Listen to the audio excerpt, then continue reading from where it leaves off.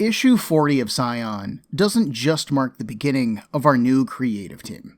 It is also a key, with a capital K, issue. In the world of comic collecting, a key issue is generally when something important happens in a comic book. It can be the first appearance of a character, it can be the death of a character, the debut of a new costume. Any of these things can mark a key issue, and they are generally high-dollar items for comic collectors. In the world of cross-gen, though, a key issue is something else entirely.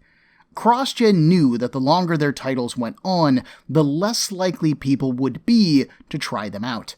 Comic buyers generally don't start reading a comic series at issue 39 or issue 40, they start at issue 1, or they don't start at all. Time and time again, sales have shown that number 1 issues sell best, baby, with sales dropping the longer that a book goes on. The same thing is true for trade paperback sales. People purchase Volume 1 in order to test a book out, not Volume 6.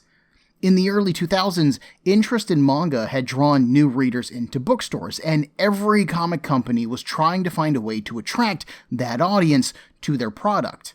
Confident already in their writing, artwork, and the presentation of their trades, CrossGen saw solid sales in the bookstore market, which left them competing for shelf space in the comic book stores. One of their solutions was to create key issues. The issues would be a single, standalone story, an easy thing to pick up and read for a new reader.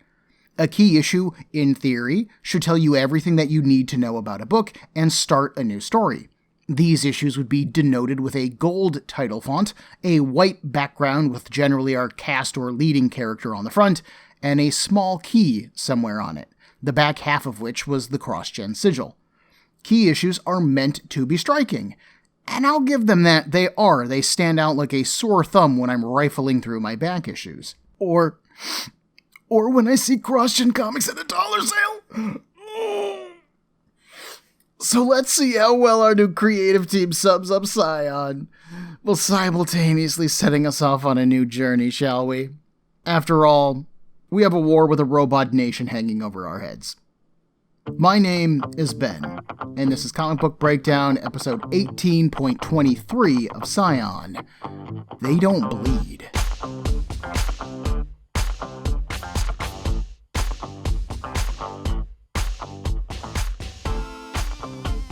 New author Ian Eddington opens us in Tigris. We find the Khanate Minda standing on the steps outside of what appears to be a temple, addressing some audience. She is giving a big speech, basically recapping the history of Tigris. The short version: dissidents from the Heron and Raven nations left their homelands in disgust over the creation of the lesser races. In their new land, they created metallic life instead. These perfect beings served their masters willingly, as they were programmed to do. But, much like the lands from which they came, the creators of Tigris didn't always see eye to eye. They began to fight amongst themselves until they finally decided to have their automatons, who after all were impartial, practical beings, settle their differences for them.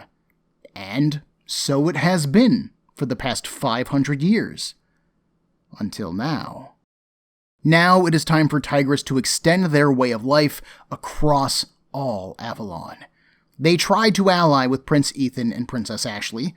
After all, they were instrumental in creating the Sanctuary Isle so that the lesser races could know a life of freedom and equality. But the pair didn't see the enlightenment of Tigris' ways. The camera spins around, showing us row upon row upon row upon row of Nadias. Some of them are dressed in purple robes, others in blue, some in green and yellow. But they all look the same, and they stretch as far as my eye can see. Robotic fingers dance over floating holographic screens around the temple, workers plotting war routes, gauging troop strength, checking the weather, updating their Instagram, whatever they need to do. The Tigrisian war machine is built, oiled, and ready to go. I wish our heroes the best of luck. This is a solid opening. While we did visit Tigris, we didn't really get to see what life in Tigris is like. What's their culture, their philosophy? How do the people feel about this expansionist war effort? This opening scene with Khane Minda answers at least a portion of that. We get to hear about Tigris' history from their own perspective, and it brings with it some interesting facts. First off, we know that before Ethan wounded Braun and kicked off the war, the two nations had been at peace for 200 years. But Minda tells us that the AI have been ruling Tigris for 500 years. That means that the Raven and Heron nations are over 500 years old, and that the creation of the lesser races happened even before that. And we have no idea what any of that history looks like. Wow. We also have this idea that the people of Tigris asked their AI servitors to arbitrate for them. And I can't help but wonder at that. Did the citizens of Tigris really want the AI to arbitrate? Or did the AI decide that they needed to arbitrate? Did they choose to step in for the good of the people, like they are choosing to do for the Heron and Raven nations? Remember, y'all, everyone is the hero of their own story. This scene also raises an interesting question about Tigris. Is its citizenry all AI, or is it an AI governmental body and military, but with the humans living in, like, protective custody, like human zoos, but they're cool with it so long as they're cared for? Or have the AIs replaced the human population entirely? Or is this even a step further, where the AIs don't see any distinction between themselves and their flesh and blood creators anymore? Gee, I wish we had spent more time in Tigris figuring these things out! After our time in Tigris, we move to the Sanctuary Isle, where we find Ethan and Ashley sitting atop a rocky hill. Stretching out down below them are golden fields of wheat. I assume it's wheat anyways, nothing confirms this, but it's all I got. The fields lead back to the city below. We can see a handful of people working the fields, gathering up the harvest. Ethan comments that this is their first harvest. Finally, it feels like things are coming together for them. Ashley adds that the intoxicating nature of freedom has smoothed over some of their problems. Their people are no longer fighting over homes. They're working together. They're putting down roots. Why, just yesterday they had their first baby born. Did Ethan hear? But Ethan doesn't respond, lost in thought. When Ashley presses him, she asks if he's worried about his father. It isn't just that, Ethan says. It's this charade that his mother is putting on, pretending that things are okay when they're not. The threat of Tigris hasn't gone anywhere, and can this amnesic King Dane really lead the Heron Nation through a war if need be? And worse, what is Ethan doing about it? He is sitting here, admiring the view and watching the grass grow. Ashley takes his face in her hands. Oh, the view isn't that bad. She leans in for a kiss. Ethan isn't in the mood for kissing, and he starts to weakly protest Ashley. But before they can lock lips, a shadow passes over them. They both look up. Dozens of triangular ships fill the air, blotting out the sun. Ashley asks what they are, but Ethan has a guess. These are Tigris warships. The invasion has begun. Eddington is moving us along fast. I like that. There isn't a lot here that's new to us, but there is a small thing that I want to point out. Ron Mars went to the trouble of introducing some civil unrest on the Sanctuary Isle before he left it. They had a food crisis, a housing crisis, a defense crisis. These are all ideas that I, personally, found interesting, and I was really looking forward to seeing how Ethan and Ashley handled them. Our two main characters are the children of royalty, yes, and they are able fighters in a battle, sure, but we've never really gotten to see them use their political skills to solve a problem of this scale. We've had hints of it, sure. They approached the rulers of Haven asking for safety, but ultimately they were turned down, and we saw Ethan appeal to the war apes, and that appeared to work, saving him a fight, but it gained the Sanctuary Isle nothing. If anything, it just gave them more mouths to feed and people to house. None of the Sanctuary Islands problems were solved or addressed at all before Ron Mars left the title. So, our new author, Ian Eddington, just fast-forwards us past them. Their crops have come in, we're assuming that everybody is safely homed as a baby was just born, and for the most part, things seem peaceful. Eddington and artist Luke Ross even show us the two men who were fighting over a house back in issue 28, working together in the fields. He doesn't have time to show us Ethan and Ashley's list of solutions or the process of fixing these problems, so Eddington hits the skip button and we just move past them. On the one hand, I want to complain that this denies us of fascinating story opportunities and some really interesting challenges to our cast, but on the other hand, we've got a war with Robot Nation to engage in. And this is comic books. People want robot war, not dangerous political machinations. Even if I want those things. So in the end, this ends up not being bad, this ends up being economical storytelling. We now bounce to the Raven capital, where the flying warships launch small aerial fighters that are shaped like dragonflies. Each one is manned by a Nadia, and their dragonflyers blast lasers into buildings and streets. Inside the Raven Keep, King Court demands to know how these ships approached undetected. A man working the holographic computer display reports the ships came from above their sensors. Court's face when he hears this is very serious. They knew this day was coming. The man at the computer is a bit panicked, reporting that they are still rearming after their conflict with the Herons. Court suspects that if Tigris has suborbital flight capabilities, then they probably have some spying options that the Ravens can't even conceive of. Outside, the Dragonflyers continue their assault, and it is reported that they are targeting the Raven SensorNet and Vox relay towers. Basically, they're cutting off the lines of communication. Okay, great, King Court says. So why aren't we fighting back? Where's air support? The man at the computer reports that they are launching now, and we see fire-breathing dragons piloted by Raven soldiers lurch into the air. I love this. They all start shooting at each other. We got fire blasts trading with laser blasts, and we witness a dragonflyer being blasted, and a dragon getting its head lasered off. That particular unit plummets to the ground, bursting into flame upon impact. The guy at the computer reports that it is not enough. They are outnumbered 10-1. He's even summoned the reserves from the outlying districts, but it's going to take time until they get here, and he doubts even their efficacy. Court grimaces. So be it. The time to test this new alliance is now. Contact the Herons and ask for aid. Computer Man reports that the Herons are under an attack just as badly as the Ravens are. This war isn't being waged on either nation. It's being waged on both.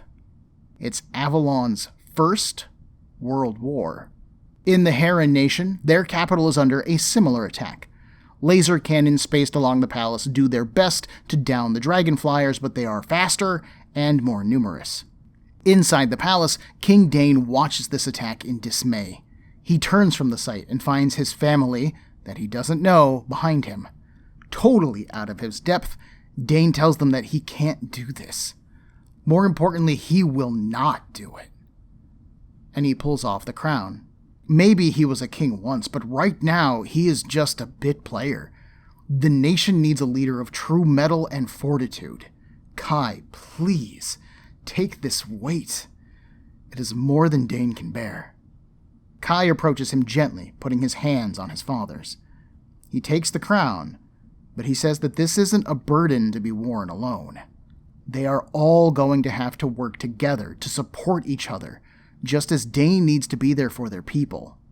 Elena chimes in, adding that the people draw strength from the stability and continuity of the royal line. If they falter in the face of this threat, then so will their people. Dane, still looking for an out, turns to Queen Mariella.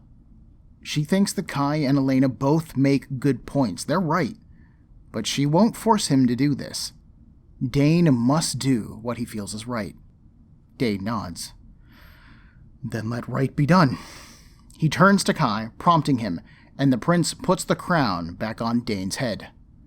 Once that's done, Kai kneels before his king, and Elena then joins him. At the Sanctuary Isle, Ethan and Ashley stare at the horizon. It's been over 8 hours since the Tigris Armada split, half heading to each of their home nations. They've received no word from either country, and they are obviously nervous. Exeter and Skink work their way up the rocky terrain below them, catching Ethan's attention. They have news? The big man reports that the Vox towers for both nations aren't just damaged, they've been destroyed. He knows that sowing confusion and cutting off the lines of communication are the opening tactics of an invasion. And like, duh, my man. He then points out to sea. Look! Ships! A whole flotilla! And sure enough, we see 5 large ships, with a number of smaller craft filling the seas between them. On the deck of the largest ship, we see the Khanate Minda, and a platoon of Nadias with her. Ethan surmises that the armadas passed them by so that these ships could take the island. Khanate Minda must still hope to use the Sanctuary Isle as a staging ground, and she plans to take it personally. Well, she's going to find that their answer to her offer is the same now as it was back in Tigris. Never. And you know what, dear listener? This issue reads like a Ron Mars issue. The character voices all match very well, their behaviors are all in character. I love that Ethan is brooding on the situation back home, as he has always been an overly responsible character in general. Again, he is absolutely in character in that scene. King Court is perhaps the only person who really sounds different to me, and that's mainly because we've never seen Court shout or take charge like this before. Court definitely reads more like his brother than his father, but again, I don't think that's bad storytelling. Eddington is getting to establish how Court behaves under extreme pressure for the first time. So he isn't out of character, he is establishing character. And to Court's credit, he admits when he needs help, which is something that Braun would not have done, and he reaches out to the Herons. That's a cool way of showing how Court rules and reference the newly established peace and the consequences of our last story arc. It's also a good way of transitioning between scenes. All of Eddington's scene transitions work well, either following a dialogue clue, like Court talking about the Heron Nation and then we shift our attention to the Heron Nation, or following a story beat. The story flows well and it moves forward pretty quickly. Most of this issue, honestly, is a well-written recap, which probably is what really helps make it feels Ron Marzian to me, but that also allows us to move into the war pretty easily. Eddington does a really strong job of introducing the cast, setting up their status quo, and then he throws them to the Tigrisian wolves. As far as the functions of a key issue go, I feel like he does a pretty good job here. Eddington isn't the only new addition to the team this issue either. We also have Luke Ross joining us as penciler, John Dell on inks, and Jason Keith on colors. This project was the first time that I knew that I was looking at Ross's artwork. Researching his work history, Ross drew a bit of Wildstorm's Gen 13, DC's Green Lantern, Marvel's Spectacular Spider-Man, and he has gone on to continue working in the industry ever since in various degrees. I actually followed Mars and Ross onto their next project after the fall of CrossGen, Dark Horse's Samurai: Heaven and Earth miniseries, both of which were pretty good. Ross's artwork is much more realistic than Chung's, but he is also much more consistent scene to scene than our other main artist, Jim Fern. Ethan always looks the same in this issue, and that is so nice to see. John Dell is a bit of a heavier inker than Don Hillsman II, so we do see more heavy blacks and darker areas in this issue than we're used to, but honestly, the inking complements Ross's line work well. Keith's colors are, of course, bright and vibrant and beautiful. The scene with Ethan and Ashley at the start of the book is just so warm and peaceful. You can feel the sun, you can smell the sea air as it blows through the wheat field. It's very nicely done. And as I write this episode, it is a cold, gray day, and it's just so nice to imagine being on a warm island. If I have any complaints about the issue, it's the small ones. The first is the idea that Tigris has suborbital flight technology, and the Ravens know of such a concept, but we haven't seen any Raven technology use that idea at all. Did the Ravens and Herons ever get into something like a space race like America and Russia did in our own world? There's definitely a moon over Avalon, and I would think that if they have the technology and understanding to biogenetically engineer life, then they should have suborbital capabilities. So why have we seen or heard anything about satellites? Why are there no hover ships? Why do the Ravens fly on dragons while the Tigrisians have flying machines? Where are our fighter jets?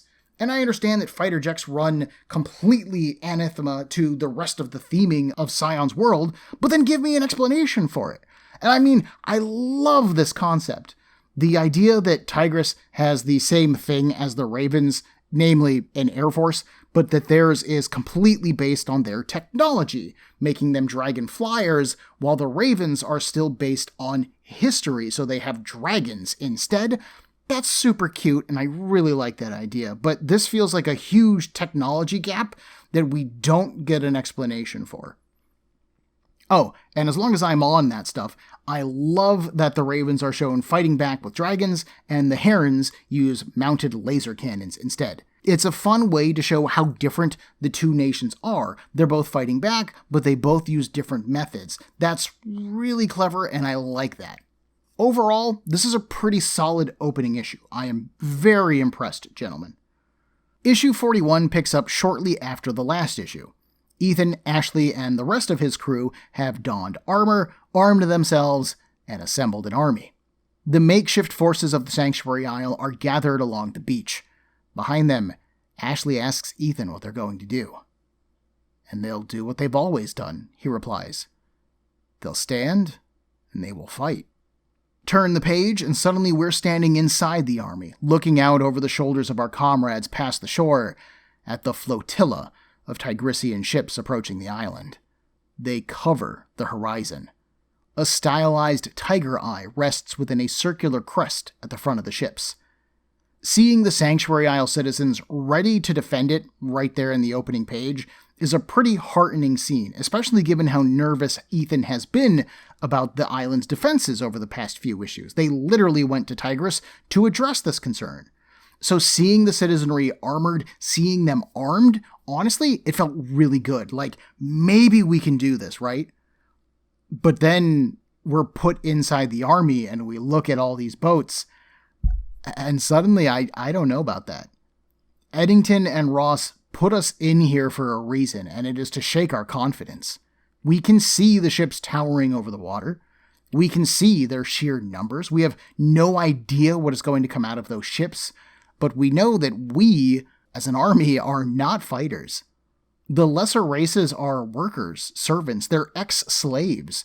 Their martial skills are certainly no better than mine, and suddenly I'm much less confident about the Sanctuary Isle's chances here. Khanate Minda, backed up by an army of Nadias, addresses the island over a loudspeaker. She asks them to stand down. After all, Tigris is only doing this to help the world. They have no one but themselves to blame for what happens next if they continue to resist. Ashley and Ethan argue back in favor of free will and the right of self-determination. Maybe their birth nations aren't perfect, and maybe they never will be, but they deserve to solve their own problems. The Khanate, however, is not moved by such pretty language. The benign tyranny of Tigris will be far preferable to the awkward savagery of their homelands. The Ravens and Herons have had hundreds of years to solve their problems, and they are still squabbling like children over them. Tigris is going to put an end to that. Ethan stands firm, whether they're from the Ravenlands or the Heronlands, whether they're human or lesser races, they'll fight against Tigris to the end. Khanate Minda's eyes thin. So be it. To the end. Metallic heads rise up from the water along the shore. At first, it's just one, and then 10, and then more than a dozen. They just don't stop coming. All of them are six-armed, holding a wicked sword and a glowing shield. One of their arms just looks like an energy blaster. These warriors are tall, too, probably a full foot taller than any member of this makeshift army.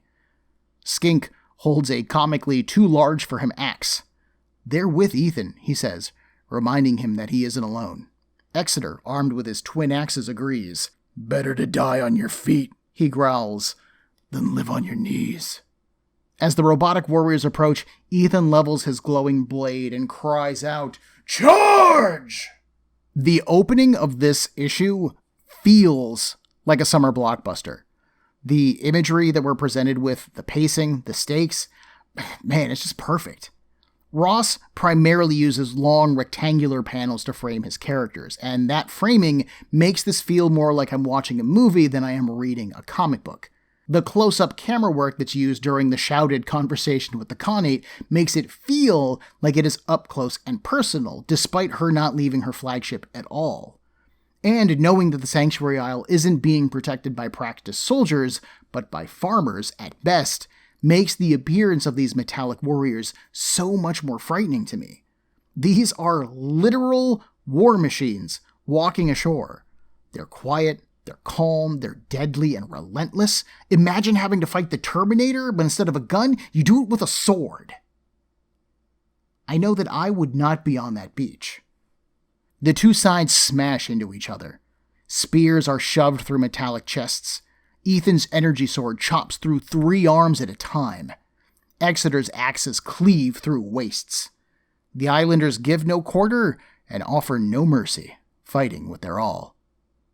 In the Heron lands, we rejoin their front of this fight. Heron aerial forces, once again, mounted knights on dragons, have taken to the air in order to defend the Heron Palace. Princess Elena manages to knock a Nadia from her dragon flyer, but in doing so, she's left open to attack. Laser fire blasts her dragon, throwing Elena from the seat. Prince Kai forces his dragon into a steep dive, and for a minute it looks like it's going to be too late. But at the last second, they swoop up, having caught Elena. Relief floods through Elena, and she nervously laughs in her brother's arms. They saved Elena, but doing so has now left Kai open. A blast from behind shears through his mount's wing. Kai does his best to bring the dragon down, aiming them towards the upper levels of the palace. When it hits, there's a burst of energy, maybe whatever makes the dragons breathe fire, going up in flames. We cut to the animal, dead and blackened, lying in the stone rubble. Thrown from its body, laying in the surrounding wreckage, are the bodies of Kai and Elena. For a moment, all is still. Then Elena struggles to her feet. She calls for Kai, and there's no response. She rushes to his body, shouting his name, "Kai!" And finally he answers. "He's in pain. Damn it, he isn't dead. Stop shouting." From his position on his back, Kai points out that there are lights in the sky. At first, Elena thinks that he's concussed, but no, Kai argues, pointing. The dragonflyers are pulling back to their triangular motherships. The first wave has done their job, Kai explains to us. They've softened them up, broken their defenses. Now it'll be time for the ground troops. The prelude is over, he says. The invasion has begun. One of the things that I really like about Eddington's writing is the way that he is showing us the progress of the war, but not through a single front. We see the opening attack on the Sanctuary Isle, and then Tigris finishes weakening the enemy in the Heron lands, and then they're going to bring in their land-based forces, which we will see move on the Raven capital in our next scene. This overall narrative is happening on 3 different fronts, but it is presented to us in one story. This keeps moving our individual stories forward, that of Ethan, that of Kai and Elena, that of King Court, while also keeping us updated on the overall progress of the war, so that's pretty clever. This non-stop forward momentum allows this kind of character moment with Elena and Kai to still feel substantial without needing to stop the entire progress of the story to give them a moment to breathe. We've seen the Heron kids go to war before, and neither of them shies away from the risks of combat. That idea continues here, with Elena and Kai fully engaged with defending the palace and saving each other. The moment with Elena feels a little bit out of place, as the story thus far has been super dramatic and really heavy, but then there she is, laughing after almost dying. It feels like such an oddly lighthearted moment to me. But the adrenaline rush of the fall and the battle totally explains her laugh. And I would argue that giving Elena this moment of lightness makes their next fall that much more dramatic. Like Elena, we thought that they were safe, even if only for a moment. And then suddenly she and Kai are shot down. Eddington doesn't really give us long to linger on them almost dying here, as the story needs to keep moving forward, but for just a moment, I almost feared that one of them died. I don't remember if the two of them make it all the way to the end of this book or not, and again, Scion, despite the fact that it's almost 4 years old at this point, is still relatively young in the world of comic books. You could kill off one of these side characters and not totally derail the book. But would they have the balls to do that? Are they that gutsy? Evidently not. But for a moment I had to ask myself, maybe they were. In the Raven capital, Tigrisian land forces march through the ruined cityscape. Whole buildings have collapsed or been burned to the ground. Windows are shattered and small fires are scattered throughout the city. Robots armed with some kind of rifle move through the wreckage.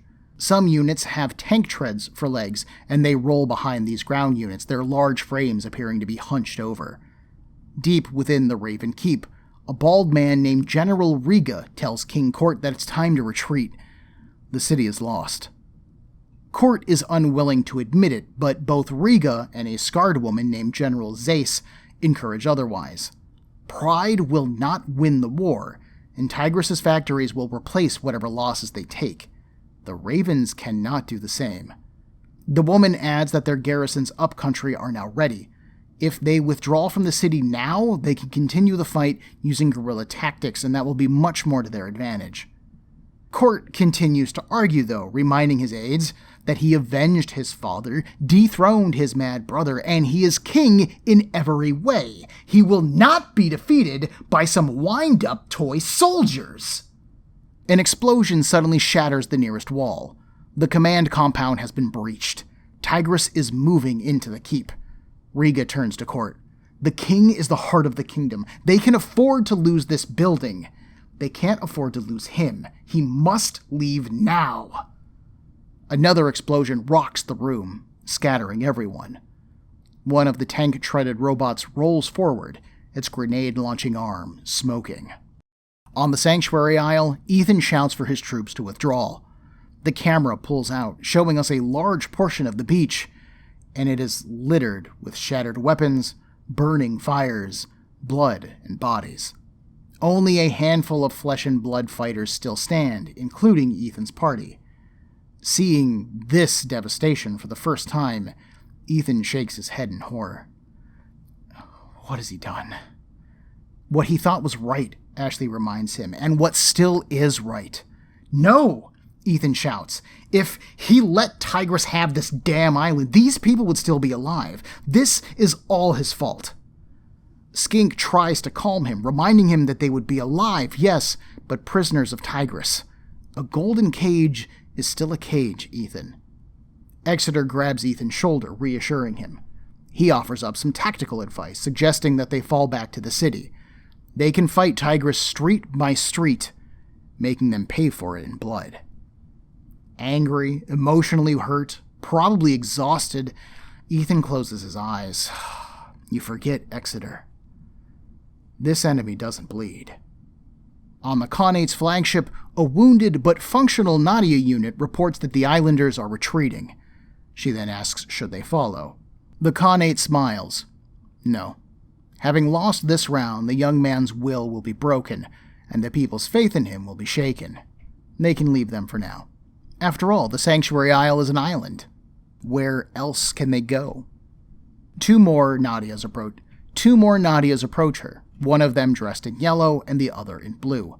They came as summoned, they report, and the Khanate asks if they know what to do. When they reply that yes, they do, she nods. Good. Then bring me Avalon. This is a fairly bummer of an ending, but it is a good ending. Our heroes are on their back foot, they're the underdog, and let's face it, audiences love an underdog. Given the lack of knowledge about Tigris's forces, arms, or tactics, it makes complete sense that their opening salvo in this war would be this successful. The Herons and Ravens had no idea what they were up against. They were so used to having each other as enemies that the idea of a third nation with this level of technology just literally comes out of nowhere. And now they've paid dearly for it. I am a bit surprised at where Eddington left us with our various groups of characters. We're shown that Kai and Elena survived, and this is heroic fiction where traditionally, and sure, stereotypically, the good guys live and they win. So it isn't surprising that the both of them are alive, but we then follow that scene up with the Court scene. And that scene does not confirm whether Court lived or died in that explosion at the end. Like, I trust that Kai and Elena would survive, but Court? He isn't really a good guy. He hasn't really been portrayed as a hero in Scion. So I would say that he's kind of fair game to kill here. But the trade-off for that is we don't really have a lot of depth invested in Court at all. If Kai or Elena died, I would be much more hurt emotionally, as we have spent so much time with them. But Court? Court is like 2 levels above let him die on my character importance scale. Hell, if he dies, the throne technically falls to Ashley, who I super love. So I mean, yeah, let that dude get killed. It isn't bad to have this kind of mystery inbuilt in the story. I just think it's a little bit weird that I'm being told to root for Court's survival when I don't really like Court all that much. It's kind of an interesting way to force you to sympathize with his character, but again, you could have just made Court a more interesting character. Like, Braun's a character who's an absolute piece of crap, but I still kind of love reading about him, right? I still don't want him to die, at least up until that last story arc. But Court, he's so... Anyway, the end scene with Ethan is a pretty standard scene for Scion.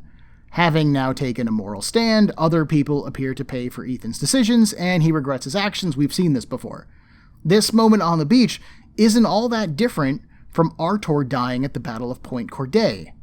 But where Ethan blamed himself because he started the war that led to that battle, here Ethan blames himself for defending his people. As his friends say, they did the right thing here, the noble thing. But doing the right thing doesn't always mean you're going to be successful. And so they lose this fight anyways. It is a bit disappointing, which is a weird complaint to have all of Ethan's crew survive this fight. As with his siblings, these are the characters in Scion that I am most invested in. If you want to bring home the horrors of war, these are the characters you should kill, or at least wound. But this is what happens when an author doesn't have time to invest in some normal, non-main characters. We have a beach of dead people, and I don't feel any of it. I feel Ethan's despair, sure, and his rage, but the loss? I'm afraid not. There are even familiar faces on the Sanctuary Isle that at least I have some knowledge of, that if you showed me them here as a corpse on the beach, I would go, no, not Elijah. Or no, not the 2 dudes who were fighting over a house and one of whom had a wife and then a baby and now they're dead? And at least, again, I would feel that horror a little more personally. I'm also more than a little annoyed that Ethan didn't go ham with his sigil. We saw him push the Heron and Raven fleets aside back in issue 25, so why not just stand on the shoreline and do the same thing here, shove the Tigrisian fleet back out to sea? Especially now that his friends have a better idea of how drained he is after and could plan for it. Or maybe even have him just stand before the army on the beach and do that thing where he swings his sword, but it releases an arc of energy when he does it. I mean, if Ethan had been able to just go like Dynasty Warriors during this fight, I honestly think that he probably could have won it on his own, or at the very least, he could have made a serious dent in the Tigris military force. Like, if you have this superhuman in your military, why wouldn't you use it? It's just a waste. Not that this scenario that we are presented with is bad, but it just feels like the book is leaning away from the sigil, which is the very thing that made Scion unique. This is the thing that kicked off this whole story to begin with. The sigil is there. Use it, man. This issue does give a special bonus credit to Tom Ryder and Tom Simmons for their aid in getting this issue finished as inkers. They helped John Dell ink the issue, which was drawn by Luke Ross and colored by Jason Keith. And you can tell that there is some work being done by more than one inker within the issue. John Dell's inks are fairly realistic and detailed. The pages that he inked over reflect this. They just feel more solid, more real. There's a particularly impressive 2-page spread of the Islanders at the beginning of the issue fighting that first wave, and it's just so nice to look at. It's detailed, it's well rendered, all of the characters are doing something different within those 2 pages. It's just really nice to look at. I believe that the pages featuring Kai, Elena, and Court are the pages that are inked by the fill-ins. The artwork on those pages is more stiff. I kind of want to say more blotchy. It's definitely more reliant on heavy inks than Scion normally has been, even if only for the past issue. I feel like the pages with Court exemplify this difference the best. When it cuts to Court, I have no idea where he is in relation to the establishing shot of the approaching ground troops. And then the shots featuring him are all kind of shadowed and lumpy. They feel unfinished. I don't know if these pages got to the inkers late, maybe Luke Ross couldn't keep up with the monthly schedule, or maybe it took a minute before John Dell realized he wasn't going to be able to finish inking the issues, and then those pages got handed off to the Toms. I don't know, but these pages look different from the rest of the book. I know that particular critique sounded a lot like complaining, and I suppose that it is, but honestly, I'm not really complaining. I think that this issue overall looks great. I would take the artwork in this issue over any of the stuff that was done by Jim Fern earlier in Scion's life any day of the week. I just wanted to convey that you can see a difference in the inking. Inkers tend to get forgotten about when people talk about comic books and the effect that they can have on the artwork within, but they are really instrumental in how a story gets presented to you and maintaining the continuity of the world around you. If from scene to scene it doesn't look like the same space, then the art team is failing. And I do think that this team, for the most part, works really well together. If you wanted to grade this, I would give it like an A- on the art scale, but it's still very good looking. Considering that we only have 4 issues total left to cover in Scion, these 2 of those 4 are pretty good. Let's see if Eddington can manage to wrap this up satisfactorily before CrossGen's unfortunate death and the cancellation of Scion. Next time we bring this war, and this series, to a close. New allies and new weapons are deployed in the fight against Tigris, but is it going to be enough to turn the tide? Join me in a week for Comic Book Breakdown episode 18.24 of Scion, The War's End. Everyone, there are a million podcasts vying for your time and attention, and I'd like to thank you for listening to mine. If you would like to get in touch with me to share a concern, request a series, compliment me, berate me, whatever you like, send me an email at cbbreakdown@gmail.com. Otherwise, thanks for listening.